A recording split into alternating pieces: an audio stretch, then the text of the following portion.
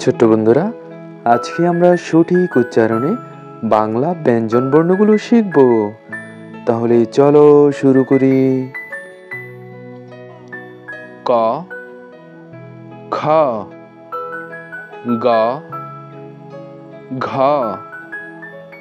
ঙ, চ, ছ, বর্গীয় জ, ঝ, ঞ, ট, ঠ, ড, ঢ, মূর্ধন্য ন, ত, থ, দ, ধ, দন্ত ন, প, ফ, ব, ভ, ম, অন্তস্থ জ, বয়বিন্দু র, ল, তালব্য স, মূর্ধন্য স, দন্ত স, হ, ডয়বিন্দু র, ঢয়বিন্দু র,